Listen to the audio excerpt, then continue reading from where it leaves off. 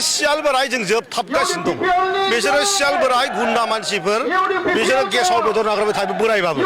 मोजां आइडिया दिपेन बर'ना देरहागोन बियो गासिबो दलनि हेफाजाब लानो नागिरदों दा बबेहाय नुफोरखो बबे दुनियाव नुफोरखो बेबायदिलाय दिनैनि गुबै टपिकआनो जाहैबाय जोंहा एबसुनि प्रेसिडेन्ट दिपेन बर' सारा थांनाय साननैनि सिगां जेबायदि पलिटिक्सआव ओंखारनायनि इसारा बाथ्रा बुंदोंमोन बे बाथ्राखौ लानानै जोंहा बिटिसिनि चिफ हाग्रामा मैलार सार रोखा मा बाथ्रा फोरमायदों दिपेन बर' सारनि सायाव बेजोंनो लोगोसे जोंहा इउपिपिएलनि MCLA राकेश ब्रह्म सारा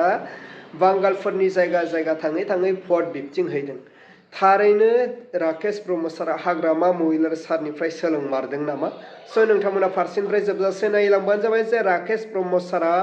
मा बाथ्रा बुंदों बेजोंनो लोगोसे हाग्रामा मैलार सारा दिपेन बर' सारनि सायाव मा बाथ्रा बुंदों बे गासै भिडिअ क्लिपखौ आङो स्क्रिनाव होग्रोबाय स' नोंथांमोना नायलांदो मोजां आइडिया दिपेन बर'ना देरहागोन बियो गासिबो दलनि हेफाजाब लानो नागिरदों दा बबेहाय नुफोरखो बबे दुनियाव नुफोरखो बेबायदिलाय जाम्बा थांसै माने सोरखौ जाम्बा खालामनो नागिरदोंबालाय बबे दुनियाव नुखो सोर CPMआ हयथ' नोंजों एलायन्स दंबा सोरबा कंग्रेसआ एलायन्स दंबा नोंखौ सापर्ट खालामगोन नोंहा सोरजों एलायन्स दं फैगौ बैसागुनि सिगां आसाम एसेम्बलि इलेक्सन जिथु जागोन बिनि सायाव सावरायनानै सिद्धान्त लागोन आरो जोङो जायफोर गेलेनो गोसो बिथांमोनहा दरखास्त बा एप्लिकेसन होनो हागोन होननानै जोंनि गेजेराव सावरायलायनाय जागोन बेखौ मालानिफ्राय होनो हागोन बिनि दिन थारिखखौ दिनै थिक खालामगोन आरो जोंना खोथाया जाहैबाय NDA हिसाबै बिटिसि ओनसोलाव 15टा सिट दङ NDA हिसाबै 15टाखौबो दिसपुराव लानानै थांनांगौ बे जोंनि थांखि आरो 126टायाव NDA इलेक्सन गेलेगोन 126टा सिट दं आसामाव बे हिसाबै NDA हिसाबै जों गेलेगोन जोंना जाहैबाय बेबायदि जेनेबा 4टा 5टा 10टा नङा जोङो NDA हिसाबै 15टाखौबो दिसपुराव लानानै थांगोन बास सार एबसुनि आफादगिरि दिपेन बर'आ बयबो हानजाया मदद होयोब्ला राजखान्थियाव फैनायनि बाथ्राखौ एसे इंगित होनायखौ बेखौ नोंसोर मिथिगौना मिथिया बे माने सोरखौ जाम्बा खालामनो नागिरदोंबालाय बबे दुनियाव नुखो सोर CPMआ हयथ' नोंजों एलायन्स दंबा सोरबा कंग्रेसआ एलायन्स दंबा नोंखौ सापर्ट खालामगोन नोंहा सोरजों एलायन्स दं क्लियार खालाम नोङो अल पार्टिजों एलायन्स खालामखांबाय नामा BPFजों कंग्रेसजों BJPजों CPMजों UDFजों रायजर दल आसामाव बहुत पलिटिकेल पार्टि दं रायलायनानै बेबायदि जानो हायोबाथ' मोजां रायलायदो BPFजोंबो रायलाय कंग्रेसजोंबो रायलाय BJPजोंबो रायलाय UDFजोंबो रायलाय रायजर दलजोंबो रायलाय CPMजों रायलाय CPIML दं हाजारथा दल दं बे दलफोरनि हेफाजाब नांगौ होनदों दा दिपेन बर'आ सार सिडली बियाबाव साथाम साब्रैनि मुं ओंखारबाय बे नामा हाजार ओंखारबाय थागोन दिपेन बर'आ मोजां आइडिया दिपेन बर'ना देरहागोन बियो गासिबो दलनि हेफाजाब लानो नागिरदों दा बबेहाय नुफोरखो बबे दुनियाव नुफोरखो बेबायदिलाय जाम्बा थांसै दा मासि जिखिनि बिटिसिआव मासि रानलायनाय BJPनि मोनबाय आरो BPFनि जोंना बिदि नङालै आङो नुदों चिफ मिनिस्टार बिथाङा आसामनि मुख्यमन्त्रि डक्टर हेमन्त बिश्व शर्मा बिथाङा बुंदों BJPआ मोनब्रै लागोन BPFनो 11टा हगारगोन होनना बुंदों बे 11टा हगारनायखौ दिसपुराव नांगौना नाङा मानो जोङो NDA हिसाबै मथथे 15टाखौबो दिसपुराव हरजोबगोन आं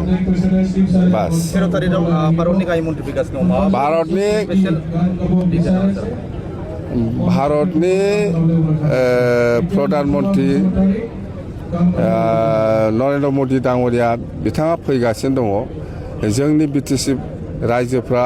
बिराद मोनसे आसायै दङ माबा मोनसे मोनगोन होननानै आरो जोङो बिटिसि जेसेबां जाथि जनगोष्ठी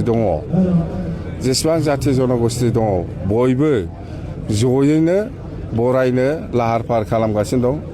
जेसेबां जाथि जनगोष्ठी दं जोङो बयबो जयैनो बरायगोन आरो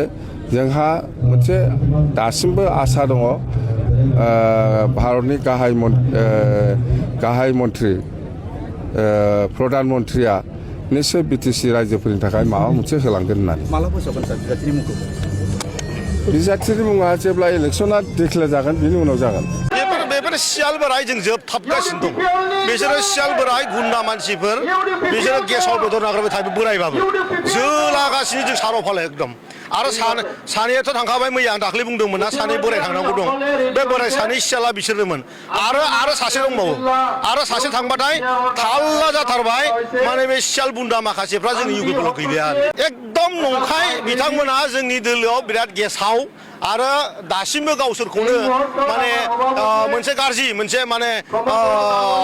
गाज्रि मोनसे परिबेसाव दाबो गावसोरखौ सलायनानै लानो नागिरो आं मोजाङै खोथाखौ बेफ्रुसारै बुंनो लुबैयाखिसै खिन्थु बुजिनानै ला गेसाव बेदर जानो नागिरग्राफोर दा गेसाव बेदर जानो नागिरग्राफोरखौ जों जोंनि दिनाव दोना बुंखांबायानो सानै दंमोन मैया थांबाय आरो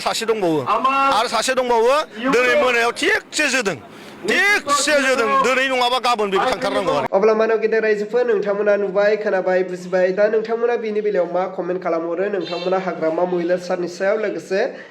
इउपिपिएलनि MCLA राकेश ब्रह्म सारनि सायाव स' नोंथांमोना कमेन्टनि गेजेरजों फोरमायहर बेजोंनो लोगोसे दिपेन बर' सारनि सायावबो नोंथांमोना कमेन्टनि गेजेरजों फोरमायहर जे नोंथांमोननि कमेन्टखौ फरायनानै फैबाय थानाय MLA इलेक्सनाव जोङो